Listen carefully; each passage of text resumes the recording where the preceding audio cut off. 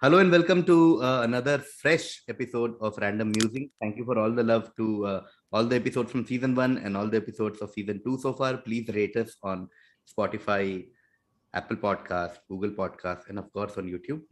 Our today's guest, I have always introduced her as one of my favorite people in comedy and otherwise. I've often in this season said this about many of my guests कि ये season वैसे लोगों के साथ है जिनकी वजह से random musings is a thing. Because I've had some of the most wonderful conversations of my life with some of the guests on this season, including today's guest. And the intro, I want to tell you something very interesting as a quizzer. I don't think anyone in comedy or even outside has so many similarities with me than today's guest. We were born in the same week in the same region of this planet. We grew up in very similar circumstances. We went to Delhi to study in school. We did engineering. We both did MBA from one of India's top B schools, Touchwood. And then we both moved to Bombay to work.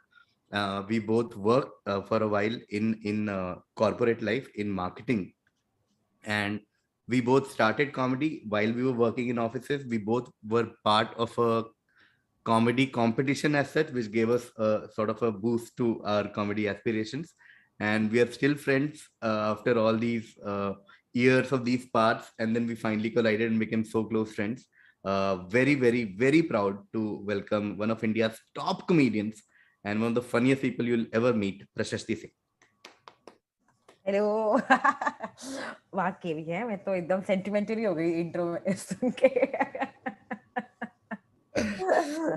Welcome to random music. ये one of those episodes है जिसका मुझे बहुत दिनों से इंतजार था। For इस सीजन में ऐसा है, लाइक जाकिर, सुमुखी, यू, ऐसा बहुत ही स्पेशल लोगों को मैंने ऐसा थोड़े एपिसोड के गैप पे रखा हुआ है। पिछले सीजन वाले सुन ले हैं। What Kiwi is implying. चलिए तो शुरू करते हैं। कुछ बहुत इंटरेस्टिंग टॉपिक्स आज हम कवर करने वाले हैं। मैं बहुत ही एक रैंडम चीज से शुरू करने वाला हूँ, क्योंकि बहुत कल मैं एक किताब पढ़ रहा था जिसमें एक बड़ी अच्छी बात उन्होंने बोली थी। कुछ ब्रेन और साइकोलॉजी की बात हो रही थी, ठीक है। तो उसमें लिखा था कि अगर आप किसी से ये सवाल पूछेंगे, सवाल ये था, मैं फ्रेम करता हूँ और एज एन इंजीनियर MBA मजा आएगा सुन के सवाल। A bat and a ball together cost $1.10. ठीक है। The bat costs $1 more than the ball.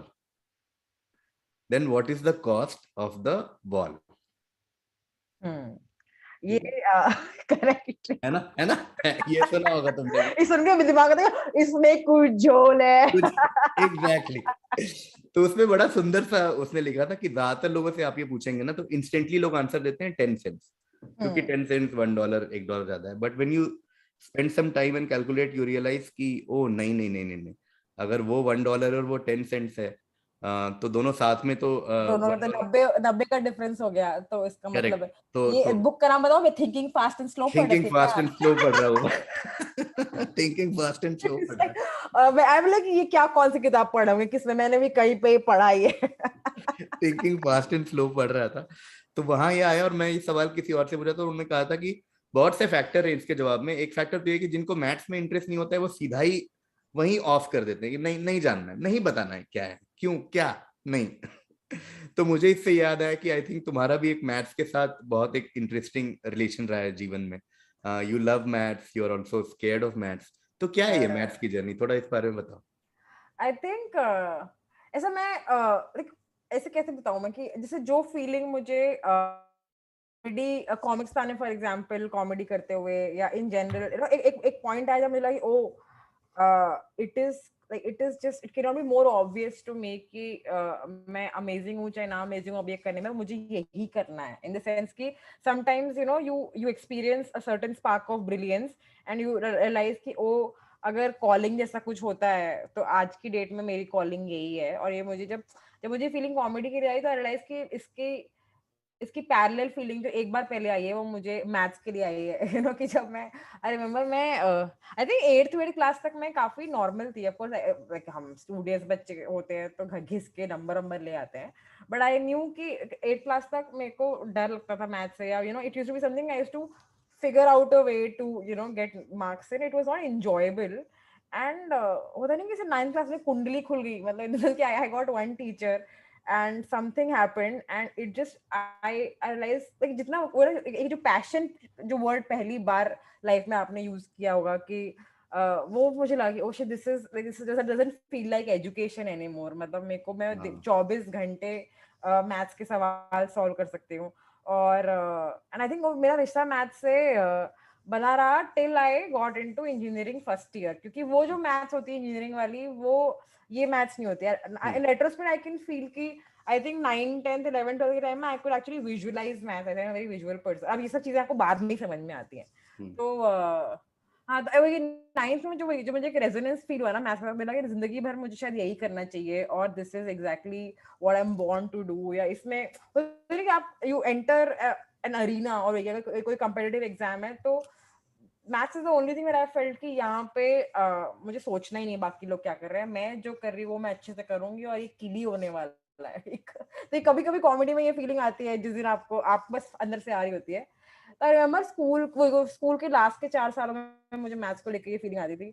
और फिर इंजीनियरिंग में मैं बहुत it was very painful for me to be like कि I love this subject, but somehow the way I could visualize maths during school and during my even engineering preparation, wo somehow with this engineering maths ho nahi pa raha.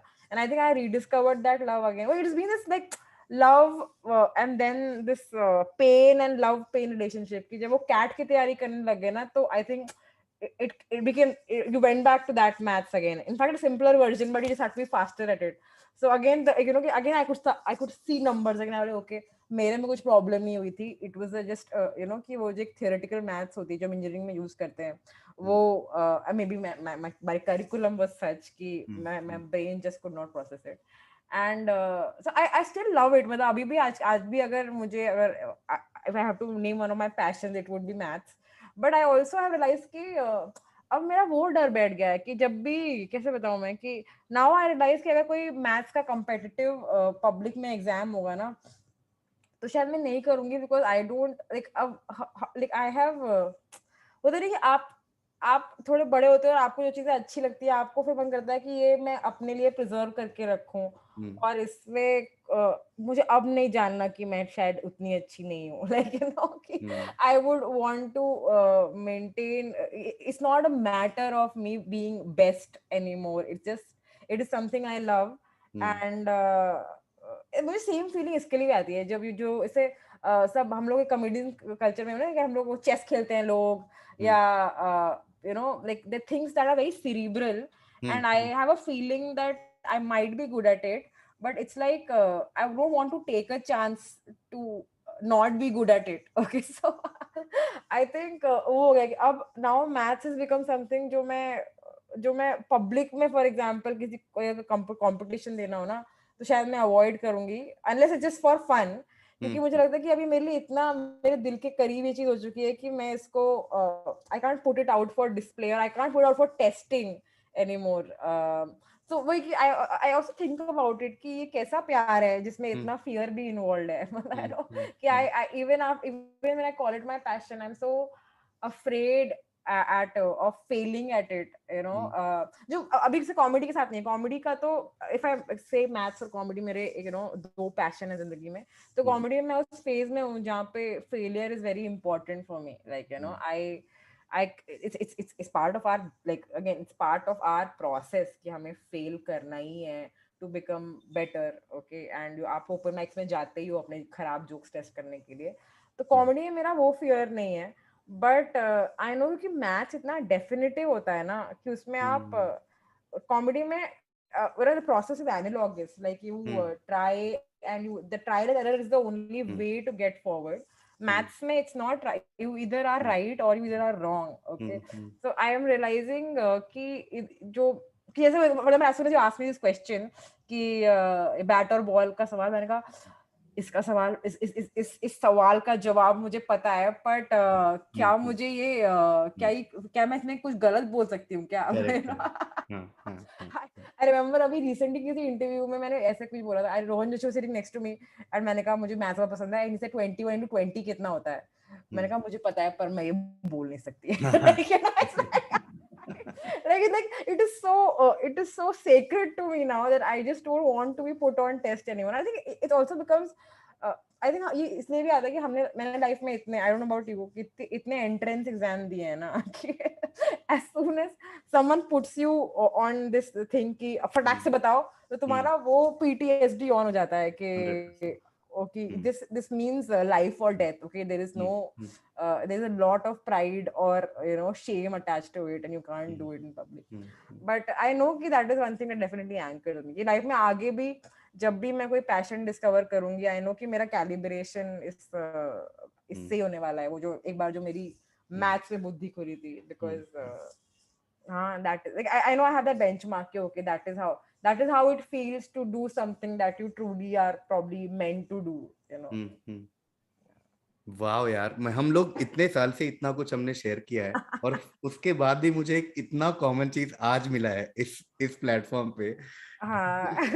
मैं तुम्हें अपना story थोड़ा सा बताता हूँ जो बिल्कुल ही same है कि 7th 8th तक मेरा भी मैथ्स का ऐसा था कि कुछ कुछ नया नया आ रहा था कि क्वाड्रेटिक इक्वेशन आ गया, सर्ड्स कुछ कुछ करके निकल रहे थे. 9th में क्या हुआ ना, मुझे मैथ्स समझ ही नहीं रहा था, पता नहीं क्या हो गया था. कुछ कुछ नया नया आ गया था सिलेबस में और 9th के प्री बोर्ड से मेरे 27 नंबर आए थे 100 में. और ऐसा लगा कि मतलब भाई ऐसे कैसे हो सकता है. जीवन में आई थिंक मेरे साथ पूरे एकेडमिक करियर का लोएस्ट नंबर यही होगा 27. 27 कैसे आ सकता है यार, ऐसे कैसे हो सकता है ये. फिर अगेन एक बहुत अच्छे टीचर 10th में मुझे ट्यूशन लगाया मैंने और एक महेश सर ट्यूशन लगाया कि स्कूल वाले टीचर पे मैंने गिव अप कर दिया कि ये अपना पढ़ा के जा रहे हैं, नहीं हो पाता है. महेश सर ने समझाया मैथ्स यार. और 10th के बाद वो जो एक होता है ना कि सब पता है वो वो आ गया कि वही ना कि आपका सब ब्रेन लीनियरली नहीं कुछ ऐसा ग्लोबली खुल जाता है. तो इतना क्वेश्चन देखते ही एकदम लग रहा है कि हाँ मतलब इतना पकड़ में आ गया ना वो सब्जेक्ट, इतना पकड़ में आ गया कि वो कॉन्फिडेंस आ गया कि मतलब जब 10th बोर्ड में जा रहे थे तो ये कॉन्फिडेंस था कि तुम कुछ भी पूछ लोगे ना आएगा. इतना कॉन्फिडेंस कभी नहीं आया किसी भी एग्जाम में, क्या तुम क्या ही पूछ लोगे यार. और उसमें ये हुआ कि एक घोड़े वाला क्वेश्चन आ गया था जो पता नहीं क्या मेरे से नहीं निकला 4 पॉइंट का, तो मैं 96 आए 10th बोर्ड में. तो एकदम और मेरे भी 96 आए थे 10th बोर्ड में. मेरे सर ने कहा था कि 100 आएंगे तो घड़ी दूंगा. मैंने कहा घड़ी तो मुझे मतलब I am not an arrogant person, neither of us are arrogant in life, okay, but I was like ये मतलब कैसे 100 नहीं आएंगे. Imagine I used to be this person, okay. मैंने कहा 100 तो आना ही है ना, सब आता है तो कैसे 100 नहीं आएगा. ये कोई इंग्लिश का या एस्से का तो है नहीं कि नंबर काट देंगे. करेक्ट. मतलब जब 96 था तो मेरे टीचर को विश्वास नहीं हुआ कैसे 4 नंबर रहेंगे तुम्हारे यार, ऐसा क्या आ गया कि तुमसे नहीं हुआ यार. और मुझे तो एक्चुअली आज तक पता भी नहीं कि मेरा क्या गलत हुआ था, क्योंकि मुझे तो याद है वो एक थिंग कुछ तो घोड़े का एक था एक कुछ ऐसा रखता है. तो फिर क्या हुआ अगेन सिमिलर बिल्कुल सेम स्टोरी की 11th 12th में मतलब जब आईटी लिख रहे थे तो पता था कि ये मैथ्स तो सॉर्टेड है. तुम एमएल खन्ना एसएल लोनी जो लाओ सब क्लियर है. मेरे को फिजिक्स केमिस्ट्री में फाइट होने वाला है जो भी है. हाँ, और केमिस्ट्री में लगने वाली मेनली इनऑर्गेनिक में मेरे. और फिर सेम वो लव वापस कैट के टाइम आया कि मैं कह अरे आ जाओ. तो आज भी कोई भी ऐसा एक होता है ना जिंदगी का एक अचीवमेंट जो तुम याद रखते हो कि यार ये कर लिया तो सब कर सकते हैं. तो मुझे वो 9th to 10th का टर्न अराउंड याद आता है कि जब मैं 27 से 96 पहुंच गया और जब 100 पहुंचा तो फिर ये क्या है, मतलब लगता है कि हम वो चढ़ लिया यार वो माउंटेन.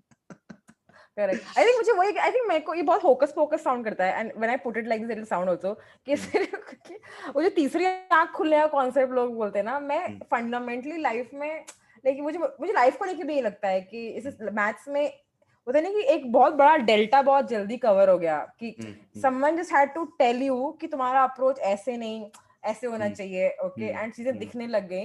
समहाउ आई थिंक मेरे को लाइफ में भी हमेशा वही ना कि मुझे लगता है कि शायद मैं जैसे अप्रोच कर रही हूँ, बस अगर मैं अप्रोच ठीक कर लूँ तो सब कुछ ऐसा दिखने लग जाएगा, you know. I think and it comes from that experience only कि आपने एक बार ही आपने देखा है कोई चीज सिर्फ धक्का देने से नहीं चाबी लगाने से खुलती है, और अब आप हर चीज में चाबियां ढूंढते रहते हो. फिर जो तुमने बीच में वो चेस वाला बोला ना, सेम मेरा एटीट्यूड है. मुझे पता है कि चेस इज ब्रेन रिलेटेड तो मैं कर लूंगा ये. तो ये जब समय वगैरह बुलाते हैं टूर्नामेंट के तो मुझे लगता है कि मैं एक वो दिमाग में वो रहता है कि मैं घुसा तो कर लूंगा यार, पता नहीं वो कॉन्फिडेंस वहां से है कि कर लेंगे यार, कुछ साइंस है ना, कुछ है ना, वो अपन क्रैक कर सकते हैं, ऐसा कुछ नहीं। और अगेन लास्ट पॉइंट जो रिलेटेबल है कि अगर अभी कोई क्वेश्चन वाला जो कंपटीशन, इतने एंट्रेंस एग्जाम दिए हैं, इसीलिए, एंड बेस्ट एग्जांपल, इतना इतना अच्छा एग्जांपल है कि मैंने पहले सोचा था मैं आज का हमारी बात शुरू करूंगा वो क्वेश्चन की तरह पूछ के, मैंने कहा नहीं, क्योंकि आई नो दैट थिंग कि पूछ दिया तो ऐसा लगेगा कि वो आ जाता है, लेकिन बस मैं सवाल लाऊंगा ताकि वहां से डिस्कशन शुरू हो, उसको सवाल और क्योंकि आपने सवाल पूछा, मेरा दिमाग फ्रीज हुआ एंड आई एम लाइक मैं क्या कर रही हूँ यार, मतलब मैं, मेरे को किताब पता है, किताब की लाइन पता है जिसमें सवाल है, और मुझे इतनी मैथ्स भी पता है, और मैंने इतनी बार किया भी हुआ है ट्रिक क्वेश्चंस कि this is not something, but it's just my response कि oh my brain is on test again, you know, and everything changes ना। तो आपने, मुझे बहुत अच्छा लगा कि आपने instead of asking me a question you were like ये क्वेश्चन सुना है ना, and in that phrasing only मैंने कहा करेक्ट करेक्ट कि मुझ पे मुझसे सवाल नहीं पूछा जा रहा है मुझे, लेकिन इसके बारे में पता है। हाँ। तो प्रश्न, तुमने ये बात की कि you were a student of science, ये हमको पता ही है कि 10th में, मतलब 11th 12th में साइंस पढ़ा, फिर एनएसआईटी गए, फिर बाद में भी अपने मतलब बेसिक इंजीनियर, कभी हमने मन में इच्छा भी थी तो कभी वो आया नहीं कि कुछ आर्ट्स पढ़ते हैं, पढ़ते पढ़ते हैं कि जाके थोड़ा साइकोलॉजी ऑनर्स, हिस्ट्री ऑनर्स करते हैं, बट अभी जीवन में आर्ट्स के स्टूडेंट हो चुके हैं, राइट, इन सम सेंस की कॉमेडी कर रहे हैं, कॉमेडी की बातें कर रहे हैं, कंटेंट बना रहे हैं जैसा बोलते हैं, और आप मतलब I know for a fact कि पिछले कुछ सालों में you become more appreciative of cinema and like film, like web series, sketches, everything. तो ये ट्रांजिशन के बारे में थोड़ा बताओ ना, like let's talk about this transitioning from student of science to student of arts. ये एक्चुअली इज समथिंग अगेन मैंने बहुत रिसेंटली अंडरलाइन किया है कि actually I have become very academic about arts now and I am actually a student of art, because जब ये transition हुआ from me working in an office to doing comedy, उस time में it was a new profession which felt very right to me and I was doing it, but हम एक artist बनने जा रहे हैं या you know this attaches itself to the larger field of art, मैं इस तरह से उसको सोचा भी नहीं था। मतलब लाइक कि मैं टीवी में काम कर रही हूँ, मैं मार्केटिंग में काम कर रही हूँ, उसमें मुझे कुछ कुछ मेरा एप्टीट्यूड है and this is something this feels like a lot more fun, and of course it's you know I like performing on stage, and there is some writing involved, but at the end of it it's something which is fun to do, which is paying me also, you know. That's how the shift happened, and I think pandemic के 1-1.5 साल पहले जब मैं full time comedy कर रही थी, मतलब I think 2018 सितंबर के around when I quit my job to start like doing comedy full time, तो मेरे पास वही वहां से लेके 2020 बिगिनिंग तक का फुल टाइम जो मैं कॉमेडी किया, उसमें मेरा अप्रोच यही था काफी कि अभी मतलब यू नो अपना स्टैंड अप लिखो और परफॉर्म करो, और जितना ज्यादा करोगे उतना ज्यादा मिलेगा, यू नो पैसा ही मिलेगा, शोहरत भी मिलेगी, सब अच्छा भी होगा। And I was actually not looking around much like in the sense कि और इस फील्ड का एक्सपेंशन क्या हो सकता है, आपका राइटिंग का कैनवस कितना बड़ा हो सकता है, इवन दो होता नहीं कि आप साथ साथ कुछ कुछ करते रहते हो, आपके आसपास लोग, और वो टाइम बहुत ही फर्टाइल था जब मैंने कॉमेडी शुरू भी की थी, बिकॉज उस समय ओटीटी सब इन्वेस्ट कर रहे थे, हमारे सारे साथ के कॉमेडियन लोग वेब सीरीज लगना तभी शुरू कर रहे थे, तो इट वाज आल्सो कि everyone at that time only was getting into writing web series and all, but I never saw it as something that I would do or I would get into, you know, writing. I did not see myself as a writer, for example, or did not see myself as a creator or as an artist. It was just कि मैं comedian हूँ और इसमें मैं थोड़ा survive कर लूँ तो समझ मजा आ जाए.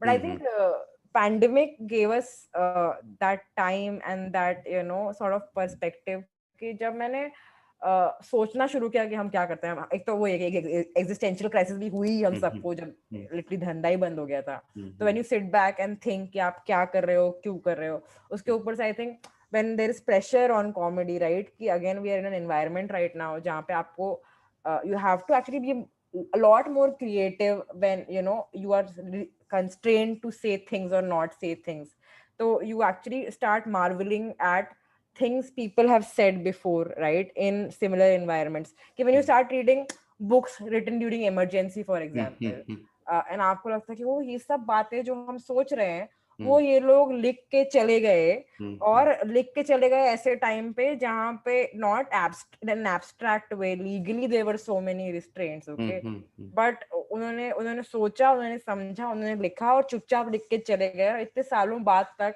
ये चीजें 100% रेलिवेंट है हमारे अंदर, right? I think that was the starting point of me discovering कि oh, there is an art, like, you know, there's so many ways of writing that people have already done, and it requires so much more patience and so much more research and so much more hard work than, you know, what I am going for right now.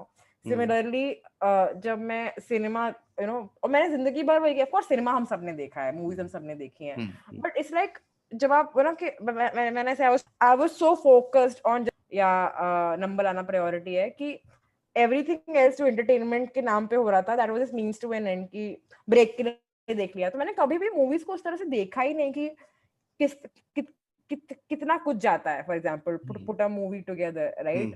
कितनी बार movie आप देखते हो, ये movie मैंने पहले देखी हुई है, पर मैंने इतनी सारी चीजें इस पिक्चर में जो अप्रिशिएट ही नहीं की थी।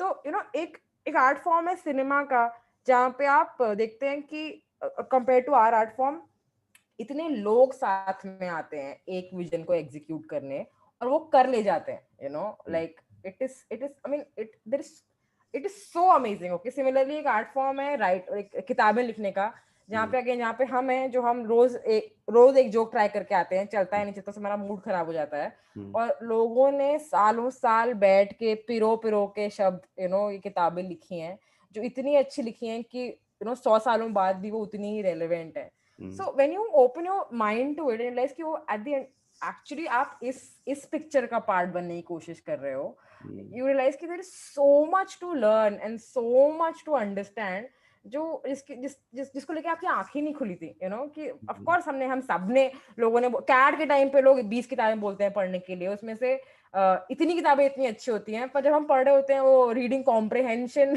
इंप्रूव करने के लिए, so you're not really absorbing, you're not even thinking कि उस आदमी ने बैठ के क्या सोच के लिखा होगा, you know, या फिर वो एक जो मूवीज हम देखने जाते हैं ब्रेक लेने के लिए, जब आप इंजीनियरिंग में होते हो, again your approach to it is very very different. So now when I'm going through all of it also gets very overwhelming. You're like, वही कि जो भी अच्छा बोलने का सुनने का है वो लोग करके तो चले गए हैं, और इतनी अच्छी तरीके से करके चले गए हैं। आप अपने आप को कहाँ देख रहे हो इस पिक्चर में? मतलब ऐसा हम क्या बोल दें या क्या कर दें जो इतनी बड़े कैनवस में एक डेंट बनाएगा? But also of course, you know, it's amazing, क्योंकि unlike, you know, the field we come from, यहाँ पे कोई compete नहीं कर रहा, मतलब, यू नो, कि आप शाम में जाके 40 लोग को भी हंसा के आते हो, that itself is, you know, you've already achieved a lot as an artist on that day. मतलब कोई बैठ के, मैं स्टैंड अप में शाम में एक शो परफॉर्म कर रही हूँ, कोई देखो, you know, like the way entrance exam में हम जीत या हार रहे होते हैं, यहाँ, you know, in this academic field somehow आप आपको जीतना है बस, you know, अपने दिमाग में, like, you know, there is ऐसा कुछ नहीं है कि it's overwhelming, but I don't have to become them to feel like a good artist. Okay, well, I can still be honest with what I am doing, and, you know, create value for 5 people, and still feel like, okay, I'm part of this bigger picture and I'm probably a good student of arts. So sorry, मैं थोड़ा ज़्यादा ही बोल गई sentimental होके, but I think but हाँ, ये ऐसी चीज़ है ना जो मैं भी like in progress हूँ, like I am also sort of understanding all of this as this is happening, you know. But it is quite amazing, क्योंकि कैसे था कि हम साइंस पढ़ते थे और आर्ट्स वाज समथिंग जिसके नंबर कम आते थे वो लोग जाते थे, यू नो, हमारे स्कूल में ऐसा कल्चर था कि सेम कि and now you look back, you're like, and of course I don't even know कि हमारे 11th 12th में आर्ट्स के करिकुलम में क्या होता था, ह्यूमैनिटीज में एग्जैक्टली क्या पढ़ाते थे, except for one optional subject हमने लिया होगा।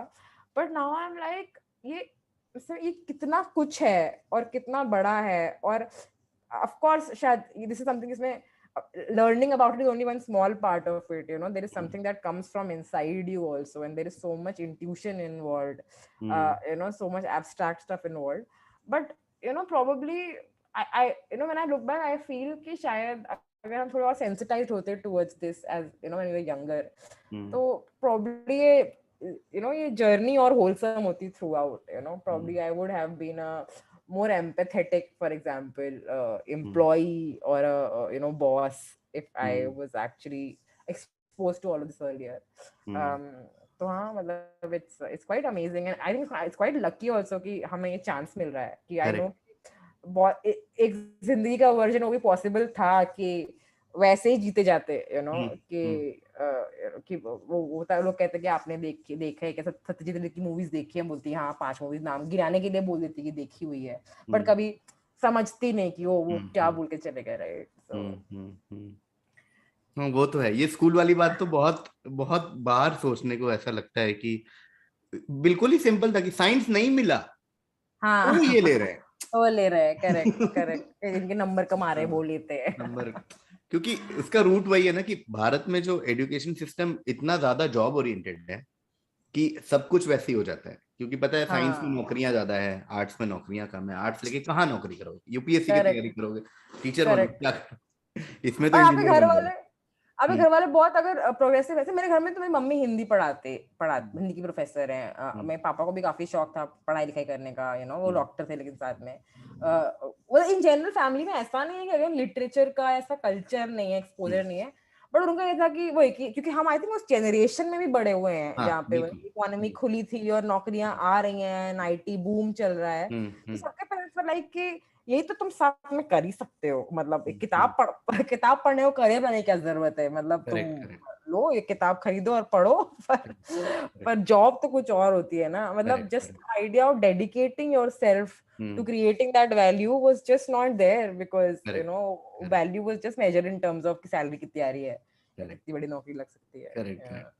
मतलब हम तो कई बार ये भूल जाते हैं, बट उसके बाद भी इंजीनियरिंग में भी जाने के बाद ऐसा नहीं कि इंजीनियरिंग में अपने इंटरेस्ट के हिसाब से लोग ब्रांच लेते थे। वो भी हाँ ऐसे था कि क्या अभी डिमांड में चल रहा है, कि अभी करेक्ट कंप्यूटर साइंस करेक्ट। का चल रहा है कि इलेक्ट्रॉनिक्स का चल रहा है, तो ठीक है, सिविल कि क्यों वही लूं? कि इतनी जल्दी ये भर जाता है तो तुम उस हाँ हिसाब से लेते चले जाओ करेक्ट। या और लोग बट कुछ भी लेते थे। Sorry sorry. Yes, I was saying कि मतलब वही कि आई रिमेम्बर कि जब मैं वही ना कि जब मैं इंजीनियरिंग में हुआ था और मेरा जेई में रैंक आया था, उस रैंक पे ऐसे ही मिल रहा था कि इट वाज पॉसिबल कि दिल्ली में टेक्सटाइल इंजीनियरिंग मिल सकती है, इट वाज पॉसिबल कि मेटलर्जी मिल सकती है रुड़की में, इट वाज पॉसिबल कि किसी और जगह पे आर्किटेक्चर मिल सकता है, एंड वही कि दिमाग में ये थॉट प्रोसेस होता ही नहीं कि टेक्सटाइल करने का मन है या मेटलर्जी करने का मन है या कुछ भी नहीं करने नहीं। का मन है या कुछ और, इट वाज जस्ट कि बेस्ट परम्यूटेशन क्या बैठ सकता है इस रैंक पे, यू नो। करेक्ट तो करेक्ट। हाँ, बट मुझे वो बात बीच में बहुत ज्यादा लाइक ऐसा रिलेट वाली बात है जब तुमने कहा कि ये जो चेंज आता है ना about how you criticise art, जैसे कि हैविंग वर्कड हियर, अब मुझे लगता है पिछले कुछ सालों में कोई भी फिल्म देख के मैं ये बोलता ही नहीं हूँ कि यार क्या घटिया वो। करेक्ट, एक दिमाग में पूरे टाइम चलता रहता है कि यार बहुत लोगों ने बहुत दिन तक बहुत काम सारा किया काम होगा। किया है, हाँ, और वही ना कि अगर एक सीन भी लैंड करा देते ना वो लोग, जैसे मैं अभी यू नो कि मैं पैंडेमिक के बाद पहली बार थिएटर में पिक्चरें देखने गई, ओके, लास्ट महीने में 2 मूवीज देखी मैंने। एक मैंने देखी जुग जुग जियो, दूसरी मैंने देखी Thor, okay, love and thunder. अब वो एक ऑफ कोर्स आप क्रिटिक से पूछने जाएंगे तो वो दोनों मूवीज के बारे में you know there are things that are you know that can be improved, पर मैं दोनों मूवीज में रोई हूँ, okay, I am not the kind of person like कि I was watching video I was like there were 2 scenes in that movie जो सही में यू वर लाइक कि these people came together and the movie is about, by the way, you know, marital problems and whatever. मैंने शादी नहीं किया और मैंने मैरिटल प्रॉब्लम्स देखे नहीं है, बट इमेजिन उन्होंने वो सीन को इतने अच्छे से लिख के एग्जीक्यूट किया कि someone who is so distant from it also could correct feel exactly whatever was happening there correct. twice, okay. Similarly, this movie Thor Love and Thunder, एक तो मैं इसके बाद 3D देखने गई और मेरा दिमाग ही फट गया वो कैप्टन अमेरिका की फ्रिस्बी आई, मैंने कहा ओ माय गॉड मेरा पैसा यहीं वसूल हो गया है, ठीक है, वो भी शुरुआत में, ठीक है। तो मैं हाँ। Already I was watching it like a child, but अच्छा अगेन व्हेन यू वाचिंग अपना लेंस क्लीन करने के बाद जब आप एक सुपर हीरो मूवी हॉल में देखने जाते हो एंड यू रियलाइज कि ओ कितना कुछ गया है इसमें, you know, just to create this universe for you to sit there and be mesmerised. I think I was just in awe of you know story, और उसमें क्या हो रहा है तो बहुत बाद में आया, जैसा बोलो ना कि जस्ट दिस थिंग कि they should just bring this so flawlessly on screen. So much has gone together so perfectly, so many people have just worked together with so much integrity. मैं तो उसी पे sentimental हो गई same same मैंने Thor love and thunder देख के मैंने फिर स्टोरी डाली कि यार मजा आ गया यार, क्या मतलब वो क्या बढ़िया ये वो उस पे लोग रिप्लाई कर रहे हैं कि सर आप सिर्फ स्पॉन्सर्ड ही डालते हो आजकल, मार्वल ने बुलाया तो अच्छा बोल रहे हो। मैंने कहा अरे भाई सही में मजा आया यार, क्या इतनी क्यूट मूवी थी यार। बट इसका एक फ्लिप साइड तुम्हारे साथ होता है क्या कि as an artist now that you know, like मतलब उनके कंपैरिजन में तो हम बहुत छोटे लोग हैं, बट थोड़ा बहुत अपने को ट्रोप्स पता होते हैं या स्ट्रक्चर पता होता है, तो कई बार तुम्हारे साथ ऐसा होता है कि कोई कॉमेडी स्पेशल देख रहे होते हो या कोई कॉमेडी मूवी या कोई भी मूवी देख रहे होते हो, तो यू स्टार्ट एनालाइजिंग इट कि अभी क्या होगा या ये ऐसे किया होगा, या वो इफेक्ट नहीं आया? हाँ, मतलब आई थिंक कॉमेडी में तो डेफिनेटली आ गया है, मतलब of course I think because हम day in and day out यही कर रहे हैं, और यू नो तो स्टैंड अप तो मैं जब भी देखती हूँ तो वो कि इस बात का अप्रिसिएशन भी होता है कि कितनी बार मैंने प्रेडिक्ट किया और कितनी बार उन्होंने वो प्रेडिक्शन को बीट कर दिया, you know कि you like I know where this is going and then it doesn't go there, like okay, got it, okay.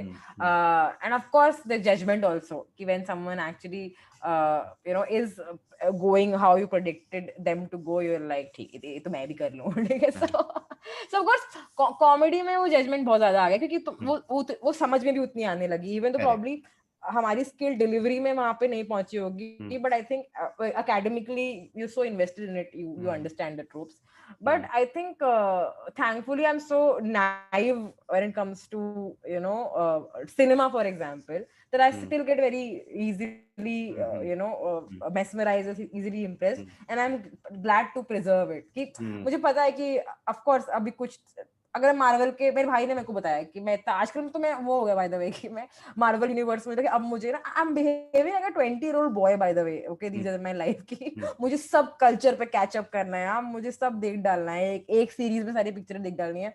So and my brother said me कि अगर कि तुम देख लोगे सारी तो तुमको समझ आएगा कि हर movie at the end of it ये हर सुपर हीरो मूवी में एक ही चीज हो रही है बार बार, and I'm like जब वो होगा तब देखा जाएगा, but I am in such a good place to be delighted by this, right? मतलब this ignorance is such a bliss in that sense कि जो चीज लोगों के लिए जो जिस चीज से लोग बहुत jaded हो गए हैं, मैं you know at this life stage, at this age in life मैं वो discover कर रही हूँ, and there is so much of it to watch and catch up on. तो अगर मैं कॉमेडी को लेके सैड हूँ कि वो जॉय थोड़ा कम हो गया है, तो आई एम ग्लैड कि देयर आर थिंग्स जिसमें के यू नो मैं फिर भी वो जॉय ढूंढ सकती हूँ। That's the beauty of arts, कितना एक्सपैंडेड फील्ड है कि अगर आप कल को सिनेमा से या बुक से आपको लगा कि ट्रोप समझ में आ गया तो कुछ और आ जाएगा, लाइक म्यूजिक होगा वेर यू लाइक यू कि वो ना कि रहमान समझ में नहीं आता आपको, आप कितने भी ट्रोप्स उसमें अप्लाई कर लो, यू लाइक कि ये तो जादू है।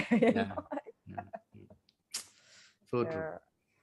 तो बीच में तुमने कहा प्रस्ती कि कॉर्पोरेट में भी काम किया, टेलीविजन में काम किया, थोड़ा वो बात करते हो कि वो एक बड़ा ही इंटरेस्टिंग एस्पेक्ट है तुम्हारी लाइफ का, जो तुम्हारे कॉमेडी में भी दिखता है, राइटिंग में भी दिखता है, और बहुत इंटरेस्टिंग एक्सपीरियंस था, और मैं तो इन पर्सन जानता हूँ वो, बट थोड़ा दुनिया भी सुन ले कि you work with particular like one of India biggest TV channels, TV network, तो थोड़ा उसके बारे में बात हो जाए कि वहाँ क्या सीखा, वहाँ की क्या टेक अवेज थे, लाइक अभी क्या इफेक्ट है उस लाइफ का। I think it was very again बहुत जब मैं वहां पे थी भी एक्चुअली तो मैं काफी खुश थी टू बी ऑनेस्ट, जब तक मैंने I think the only time I was unhappy in my job was I think Comicstaan shoot करने के बाद के 6 महीने, जब मुझे सच में पहली बार लगा था कि ओ मेरा जीवन में पर्पस शायद कुछ और है, और यू नो मुझे यहाँ पे पूरा मन नहीं लग रहा और मैं 100% जॉब पे दे नहीं पा रही, तो it was at like last 6 months of my job when I was very conflicted that I from my heart I want to do something else, but I don't know logistically वो कैसे workout होगा, क्योंकि मेरे you know मुझे पैसे भी कमाने हैं, जिम्मेदारियां भी हैं, ब्ला ब्ला, but I think before that like the 4 years of the job that I worked, like 3.5-4 years, मुझे genuinely बहुत मजा आता था, and you know when you enter television of course you see कि there is content जो कि तुम्हें अच्छा नहीं लगता, okay, जिसके बारे में तुम्हारे जैसे लोग एक्चुअली नाक भौं सिकोड़ते हैं, and Indian television is like that, right? It is extremely massy and there is no way to justify, मतलब कि इसमें कुछ भी ऐसा है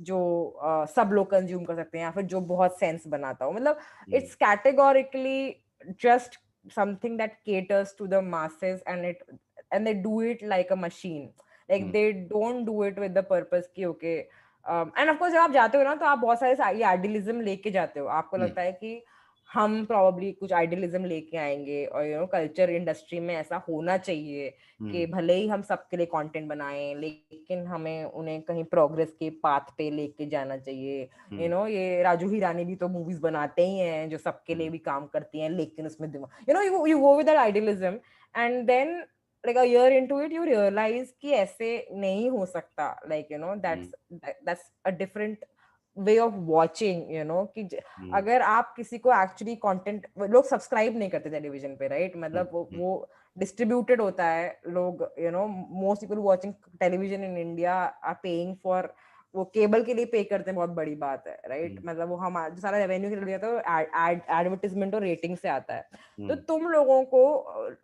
ऑप्ट कराने के लिए उनको ज्ञान नहीं दे सकते, उन्हें जो चाहिए, उनकी लाइफ में जो हो रहा है, उन्हें जो देख के मजा आ रहा है वो देना होगा, राइट? कि जो पूरा subscription model is very different, that is where someone actually is choosing to come to you, and that is where you can actually, like that approach when someone chooses content is also when someone is willing to choose things, okay? It's like वो life की philosophy भी choose करने को open हो सकते हैं, that is where probably a progressive approach, okay, might work.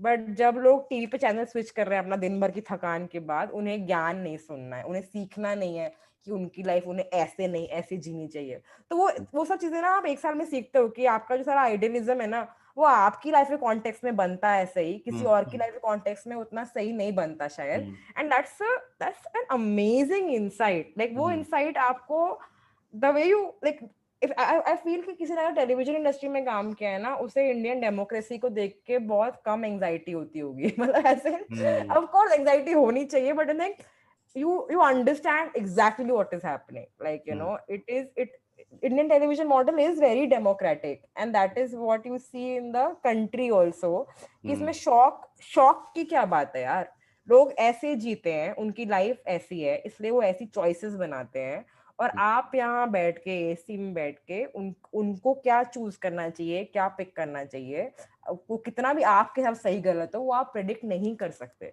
So it was very insightful, and I love कि अगर जब मैं ये बोल रही हूँ, मुझे ये पता है कि इसमें बहुत सारे प्रॉब्लम्स भी हैं, मतलब इन द सेंस कि as someone who believes in something, जो वर्क का एथिक है वो बहुत कॉन्फ्लिक्टेड भी हो जाता है, and this is less for entertainment, more for television news, by the way, okay, जहां मैंने कभी काम नहीं किया है, बट इसी का बहुत एग्जैजरेटेड वर्जन न्यूज में हो जाता है कि आपका एक खुद का एथिकल कोड है, जिसमें आप अपनी अपब्रिंगिंग के हिसाब से आप कुछ आइडियोलॉजीज होंगी, पर आप जिस बिजनेस में 100% full time charged up employ हो, उस बिजनेस के एथिक्स शायद डिफरेंट है। उस बिजनेस को सक्सेसफुल अच्छी रेटिंग लाने के लिए आपको जो शो बनाना है या बेचना है, वो शायद आपकी पर्सनल आइडियोलॉजी से मैच नहीं करेगा, and that is a call you have to take fundamentally. when you're sitting at your desk, what person are you wanting to be, okay? and अगर आपको वहां पे, मेरे बॉस ने मुझे समझाया था कि अगर ये कॉन्फ्लिक्ट बहुत स्ट्रांग है ना पर्सनल और इसके बीच में, then you are not fit for the job, और जब ये बहुत स्ट्रांग हो जाए, that is the time for you to move on, because यहाँ पे वो इस बिजनेस का एथिक, इस बिजनेस में, इस जॉब में तुम्हें खुशी तब मिलेगी जब तुम खुशी इस बात से डिराइव करो कि इतने लोग एंटरटेन हो गए भाई, उसके बियॉन्ड कुछ नहीं सोच सकते, right? So, and for 4 years I think I just got into it, and I was very happy with it, and when I look at decision making across the board right now, चाहे हम content makers या हमारे OTT जो करते हैं, मुझे जो मैं appreciate कर पाती हूँ टीवी के बारे में, वो ये है कि because that industry is old, इतना वो there is a lot of clarity, मतलब है कि they are not trying to be someone else, like they are very उनको हीरो बनने का शौक नहीं है, फॉर पीपल, उनका एक वो सर्विस प्रोवाइडर है एंटरटेनमेंट के, उन्हें सिर्फ वही करना है। जो आई थिंक जो कंफ्यूजन हम कई बार ओटीटीज में देखते हैं, वो ये है कि हमें एक ब्रांड मेंटेन करना है, पर हमें केटर इन्हीं लोग को करना है जिन्हें मसाला पसंद है, जिन्हें XYZ चीजें पसंद है, जो हमारे ब्रांड के साथ जाती नहीं है।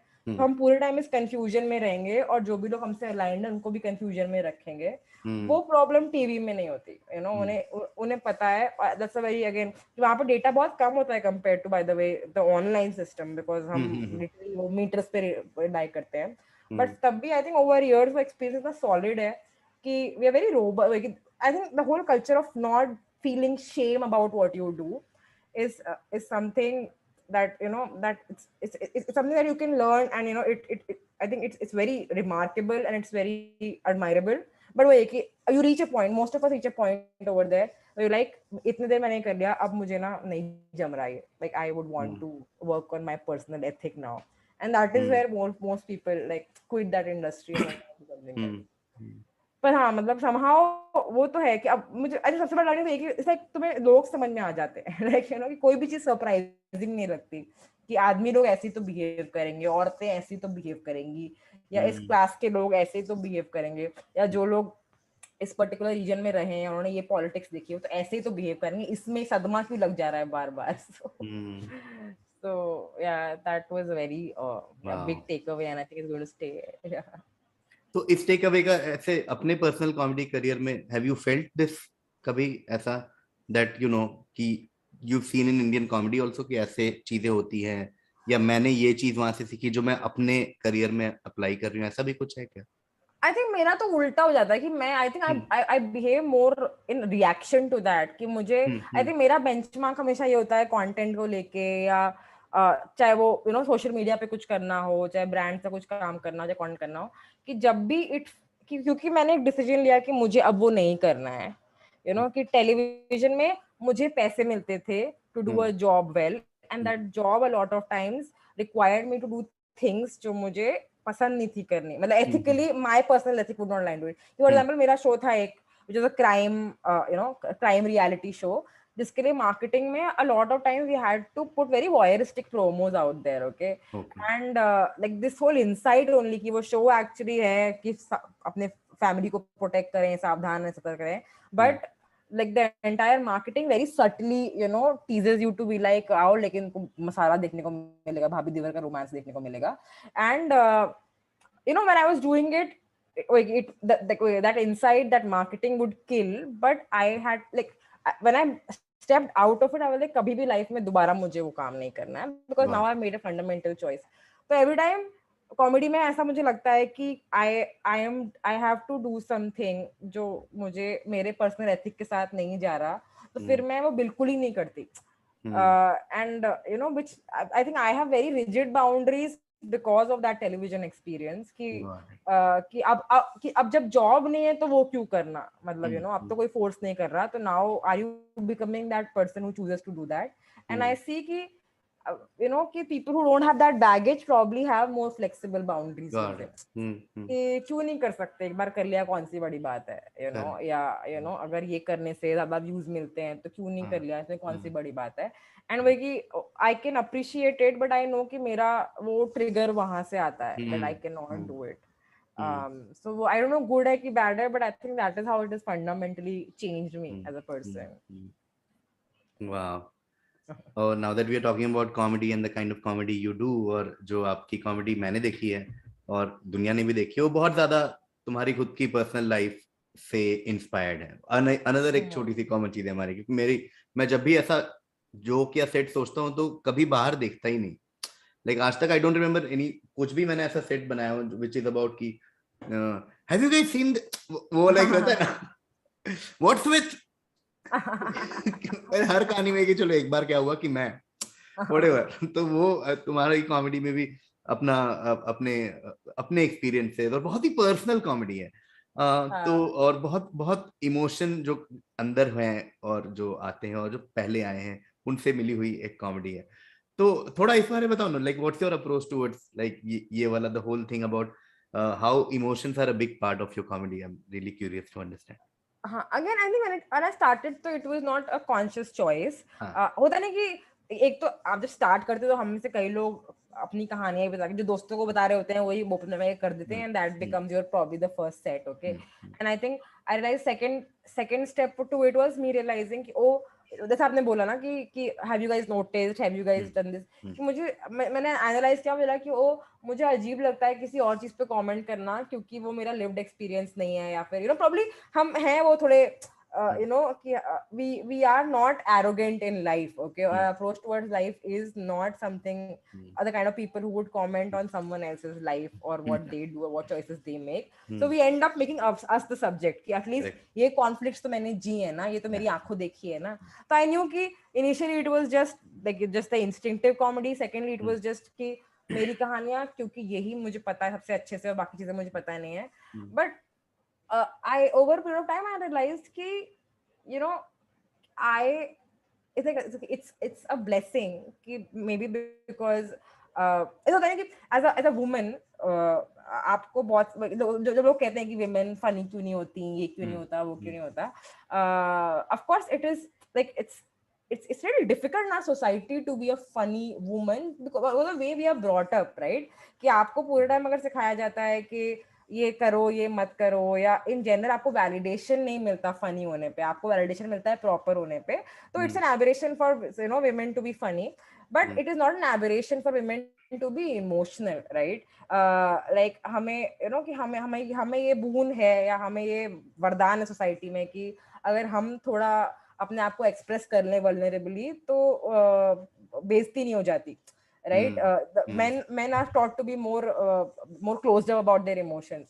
तो मैंने realize किया कि I am in a very good place where I have not lost this one thing, one part of my brought up or one part of my social upbringing, कि आप emotional हो सकते हो या आप रो गा सकते हो या अपने दोस्तों को बिना किसी शर्म के अपनी आप बीती सुना सकते हो, which I feel कि my guy friends really struggle with, okay? They really कि लड़कों की अपब्रिंगिंग में होता है कि कम से कम इमोशन एक्सप्रेस करने हैं, या जब बहुत दारू पी लेंगे भाई के साथ बैठेंगे तभी बोलेंगे, हमें वो शर्म नहीं होती. तो एक वो शर्म में है नहीं, और दूसरा ये कि I am in a place where I am actually doing stand up and it actually has an audience. So why not bring that vulnerability? मतलब why it's like this कि you make a choice कि आप अपने ऊपर जितने भी successful comics को देखते हो वो प्रॉब्ली vulnerability इतनी यूज नहीं कर होते हो, बिकॉज मोस्ट ऑफ देम इधर वे कि आर मेन, ओके, जिन्हें बहुत बताया गया है कि इमोशंस कंट्रोल करके रखो, और if there are women also you know कि we have to project ourselves as strong women, तो we don't express our emotions because otherwise कि वापस हमें लेबल कर दिया जाएगा. तो आई जस्ट रियलाइज्ड कि ये कोई वीकनेस नहीं है, ये एक्चुअली स्ट्रेंथ है, और ये मैं हूँ, कि मैं क्यों कि मैं बहुत लोगों को बहुत अप्रिशिएट करती हूँ, बट ये इमोशंस को अंदर बांध के मैं उनके ऐसा बनने की कोशिश करूंगी तो ना मैं ये रहूंगी ना वो रहूंगी. उससे अच्छा है कि जो मेरी नेचुरल जो मेरी वॉइस है उसमें यही चीजें निकल के आती है. मतलब जब तक मुझे कोई चीज बहुत स्ट्रांगली फील नहीं होती तब तक वो फनी भी नहीं हो पाती मेरे लिए. और मैंने आई थिंक सोचा था बैठ के कि जब कोई बुरी चीज होती है ना तो उसके बारे में बहुत जल्दी बात करने की कोशिश करो तो उसमें कड़वापन रहता है, बट उसको थोड़ी देर में तक फर्मेंट होने दो ना तो उसमें वो सही कॉमेडी के लिए जो राइट खटास चाहिए होती है ना वो आ जाती है. सो एंड आई रियलाइज कि this exactly so beautiful and so true कि एंड मुझे वो खटास is something I think I really rely on कि जो चीज मैंने फील नहीं किया उसके बारे में मुझे कुछ मेरे अंदर कोई फ्लेवर जनरेट नहीं हो पाता. जो बुरी चीजें बहुत अभी अभी हुई हैं उनको लेके कड़वाहट होती है तो उनके बारे में जो बोल रहे होती हैं वो फनी नहीं हो पाता, वो इमोशनल हो पाता है या कभी कभी या बिटर हो पाता है. बट अगर मैं थोड़ा टाइम रहने दूं उसको तो एक्चुअली राइट अमाउंट ऑफ खट्टा हो जाता है वो इमोशन.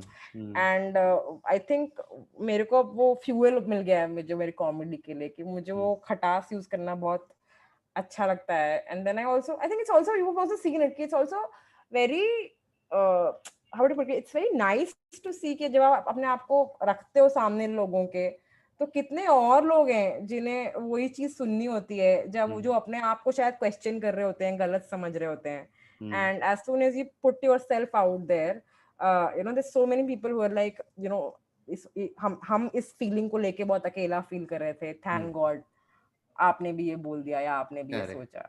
तो there is value in that. हाँ, but essentially, you know, again मैंने बहुत कुछ बोल दिया है, but again because I'm so emotional about this topic only, you know, कि I think realizing that I use emotions for comedy is something जो मुझे वही I struggled with in the middle somewhere, कि क्या मैं exploit कर रही हूँ emotions को, या am I actually using, again TV hangover, am I using it as a commodity to coming to this place where I'm like, nay, you know, this is part of my art, you know, and I like to do.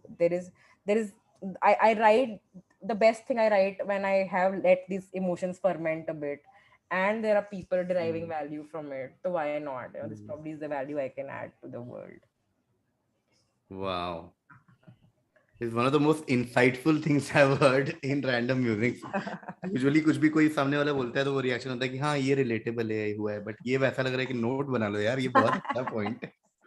Thank you प्रकृति for that. Okay, अब दो topic है मेरे पास बात करने के, तो दोनों बहुत इंटरेस्टिंग वाले मैं लास्ट के लिए बचाए थे. पहला मैं बताता हूँ कहाँ से आया कि जैसे तुम्हें पता है कि मैं बी स्कूल में बहुत शोज करता हूँ, लाइक जैसा कॉलेज शोज में मेरा favourite thing to do is perform in B school. और उसमें मैं एक एक बहुत छोटा सा पार्ट आता है जिसमें ये सीवी वेरिफिकेशन की बात करता हूँ. मैं फर्स्ट ईयर में जो सीवी वेरीफाई होता है, और उसमें एक छोटी सी बात ही बोलता हूँ कि हर इंसान जो बी स्कूल में आया ना, सब अपने अपने कॉलेज फेस्ट का ऑर्गेनाइजर था.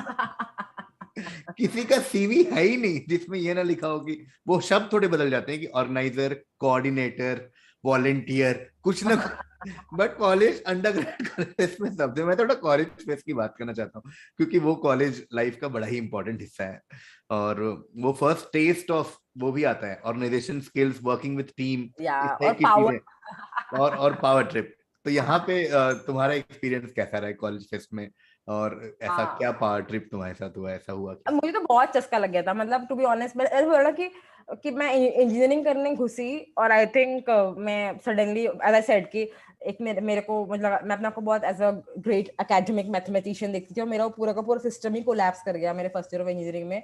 It just felt like this is not something I am cut out for. And initially when you get into fest, for most people it is more like कि सब कर रहे हैं, कर लेना चाहिए, वॉलंटियर तो कर लेना चाहिए, you know. एंड पर मुझे वही कि फर्स्ट ईयर में मुझे वो एकदम अपनी वो मिल गई, क्रची मिल गई, मतलब बैसाखी मिल गई कि ये एक चीज है जहां मुझे वापस अच्छा फील होता है, तो मुझे ये बहुत सारा करना चाहिए. And then it became this weird power trip where you know कि इट वाज दिस थिंग कि वो आई कार्ड लटका के वॉकी टॉकी लेके भाग रहे हैं. ओके.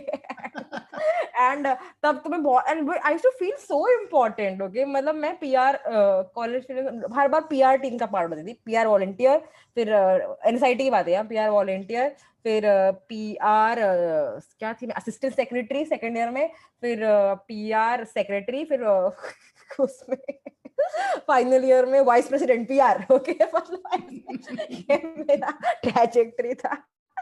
और पीआर में काम क्या करना होता है, मतलब ऐसा लोगों को, पीआर तो मतलब ऑफिस में पीआर को इज्जत नहीं मिलती यार, मतलब उससे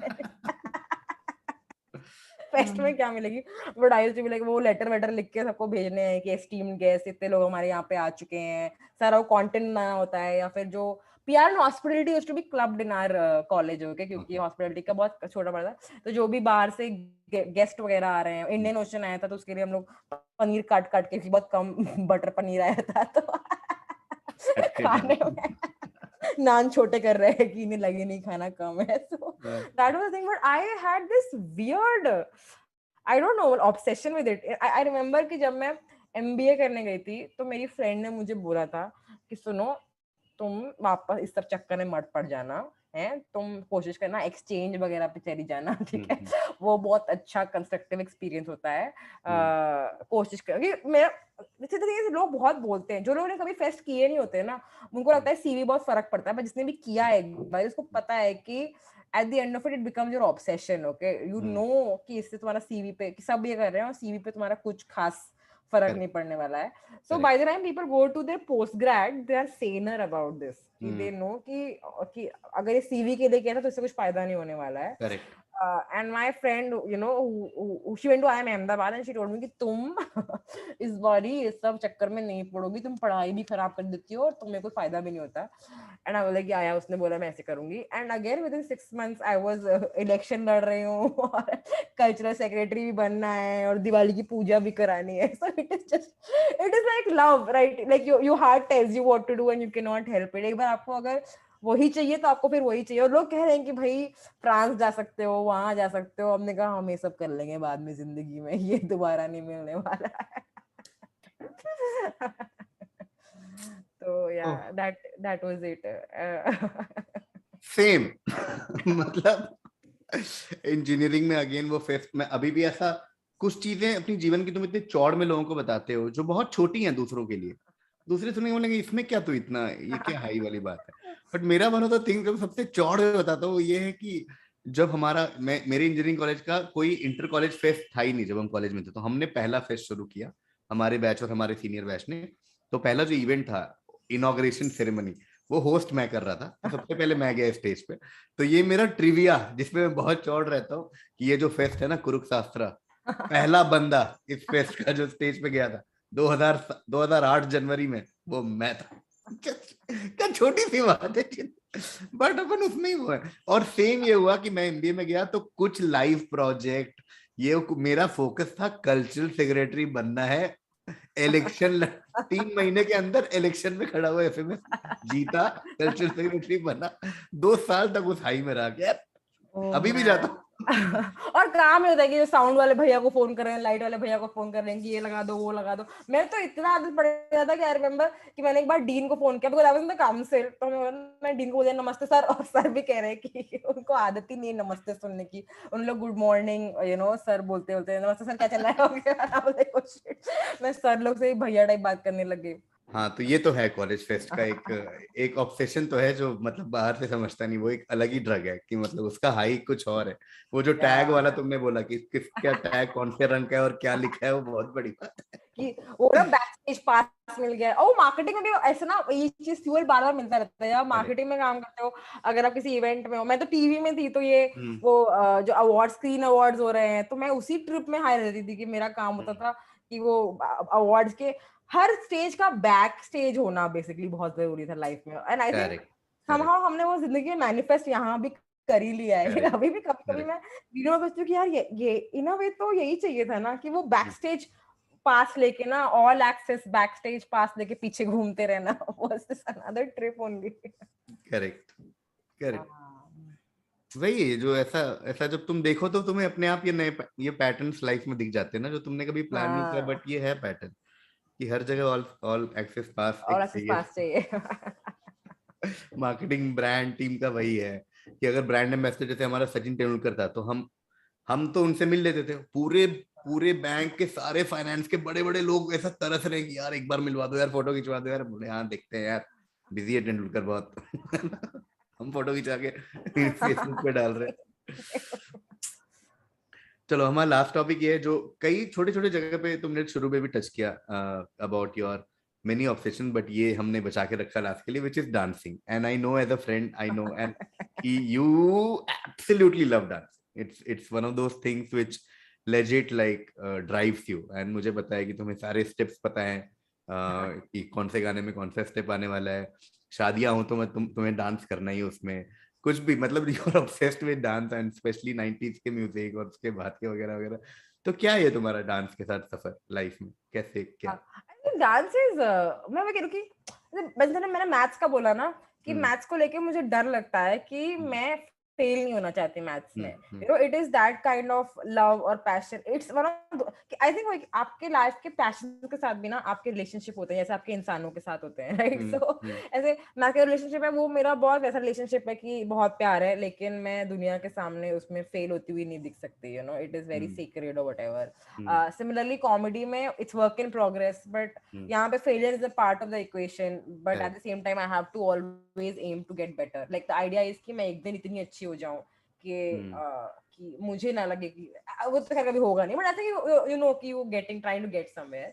but dancing the beautiful part is one of those rare things जहाँ मुझे परफेक्ट होने का मतलब कोई वो नहीं है कि I just enjoy it so much कि मुझे एक्चुअली कुछ दिन पहले कोई बोल रहा था कि I don't I was telling कि ऑफ कोर्स कॉलेज में मैं कोरियो टीम में थी और मुझे बचपन से डांसिंग का शौक है। आप छोटे शहर में होते तो होता भी है राइट कि आपके एनुअल फंक्शन में आपको डांस करने को मिले। और फिर मेरी तो मम्मी थोड़ी पुशी थी तो वो कि मेरे को तो बीच में जैसे राधा कृष्ण वाला डांस है तो मेरे को राधा ही बनाना ठीक है तो इतनी बार मैं राधा बनी हूँ। मेरी बेस्ट फ्रेंड कृष्ण बनती थी, उसको खड़ा रहना होता था, मैं उसके आसपास नाच रही होती थी और बाकी सब लोग साइड डांसेस। तो वो ऑब्सेशन बचपन से था कि बीच में खड़े होकर डांस करना है। और कॉलेज में भी वो कोरियो टीम वगैरह में चले गए तो कोरियो में तो of course you dance more like a group and not as an individual.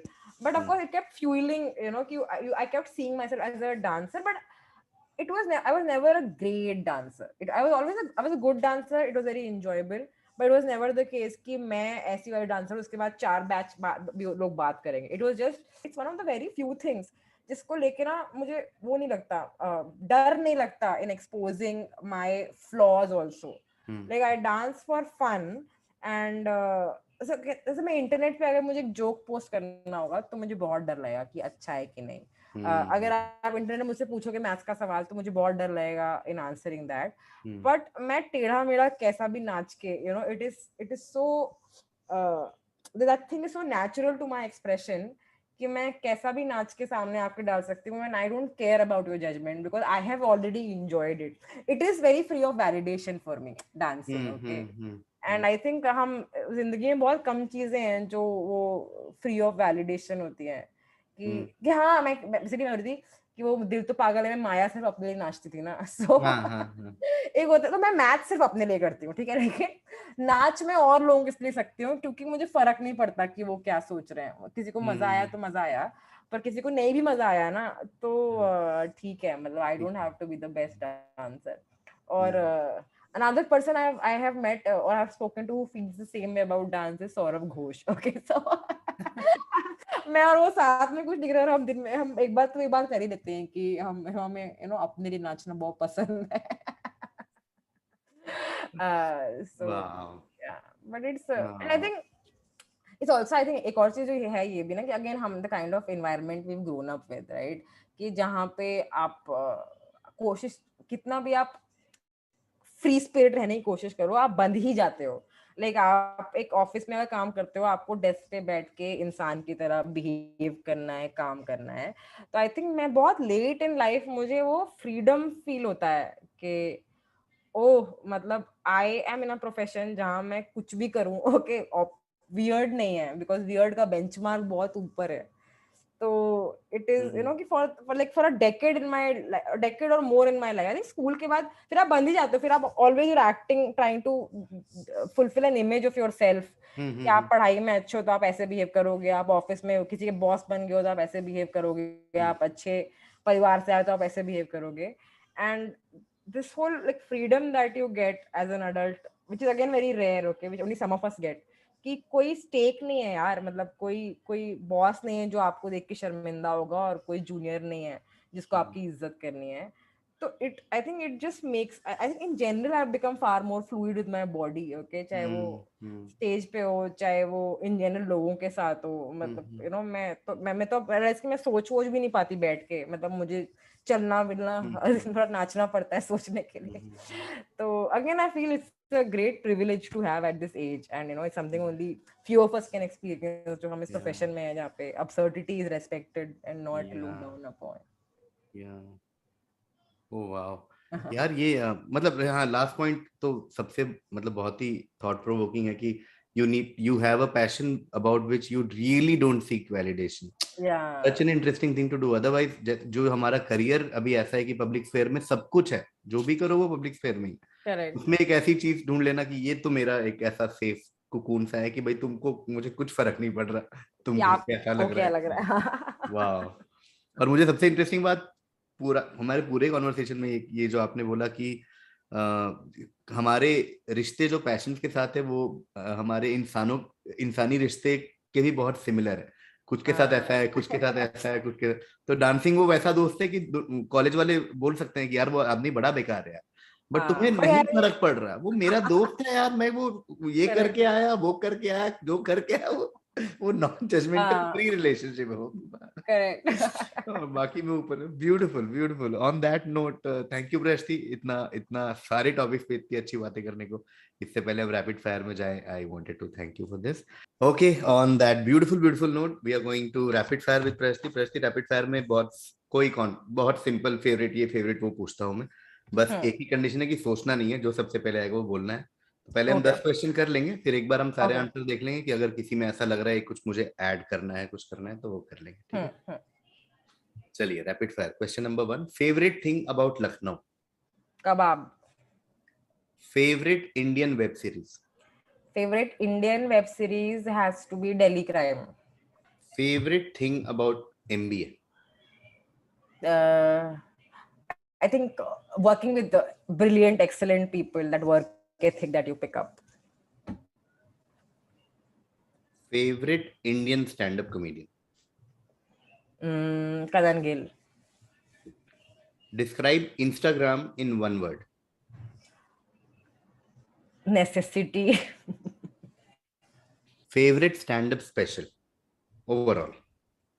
Favorite stand-up special overall has to be very tough question. I think there's a special by Zooey Kumsmar on Amazon Prime. It's called Bossy Bottom. I love it. It's a very alt and मैंने इसको live भी देखा है, इसलिए मेरा bias है, but I genuinely love it. Bossy Bossy Bottom. Bossy Bot. Best thing about Comicstaan. Oh, it creates a parallel platform. Like I think every industry should have, parallel ways of entry or, of growing. And I think एक बहुत अच्छा alternative offer करता है वो. Favourite thing about Delhi. Favorite thing about Delhi, winter. Favourite film. Favorite film has to be Forrest Gump, I think. Favourite book. I just read a book by B.J. Novak called One More Thing. Okay. And of course, I must have read other books also, but I think I felt very, very understood by this book. So, favorite right now. One more thing. Okay. Favorite thing about Lucknow, you said kebabs. Yes. Favorite Indian web series, you picked Delhi Crime. Okay. Yeah. Favorite thing about MBA, you said work ethic and working with this thing. Favorite Indian stand-up comedian, Kanan Gill. Yeah. Describe Instagram in one word, you said necessity. Yes. Is it necessity in the sense ki you think as a professional it has become one of those things which is like a part of your correct life, for me Instagram represents most of the social media and I think मेरा social media के प्रति आजकल मेरा रिश्ता ऐसा चल रहा है कि मैं उसको पूरे प्यार से embrace नहीं कर पा रही in the sense कि मुझे again it feels like if the rest of it feels like an artistic process that part feels like ये जरूरी है, this is the commercial part of your job, that is what Instagram feels like to me right now क्योंकि मेरे कि live show में जाते हैं लोग, आपको देखने आते हैं, वो सब पूरा प्रोसेस अमेजिंग है, बट उन लोगों को वहां तक लेके आने के लिए आपको एक सोशल मीडिया प्लेटफॉर्म पे रेलेवेंट होना, एक्टिव होना, टिकट बेचना जरूरी है. And I think that is how I've started seeing it right now. I think it's also a function of age, yeah. I think by the time you reach where we are, by the way, कि हम वो millennial, हम वो generation ही नहीं ना जो grow किए हैं इसके साथ, तो आई थिंक अब वो होने लग गया है कि कब तक करते रहना है भाई ये इसके बिना भी कुछ हो सकता है क्या? Correct. Favorite book, you said BJ Novak. One more thing which you said is mostly recency effect कि अभी आपने पढ़ा and you felt like you understood the yeah. I felt like correct. ये मैं और ये सेम ही बात सोच रहे हैं, इन्होंने बस बेटर लिख दिया है. Favorite stand up special, Bossy Bottom. Okay, तो इसमें मैं 2 आंसर देती हूँ. एक तो मेरे को of course the most I loved recently special was Ronny Chieng का स्पेशल है, Asian comic destroys America. I think मुझे बहुत ज्यादा just purely I loved, okay, without analysing, and so funny to watch. So definitely that one. Prime now.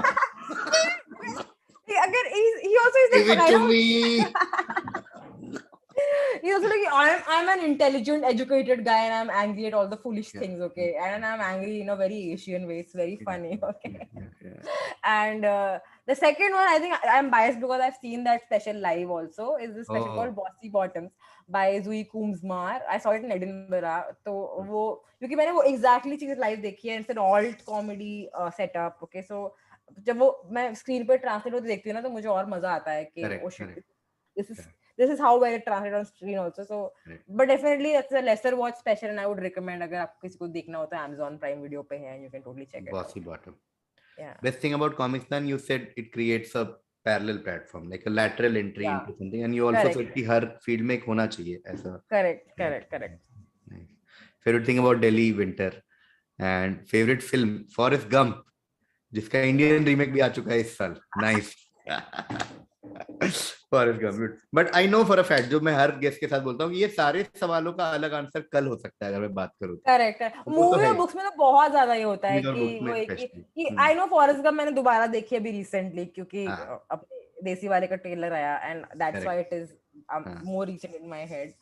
पर हाँ ठीक है तो अमेजिंग मूवी तो है ही ना लेकिन फिर भी. Okay, on that note, thank you Prashti for taking out time for this. Means a lot. For you taking out time discussing so many things means a lot to me. Thank you Prashti. Thank you. Thank you for having me. Okay, I enjoyed it too much. Thank you.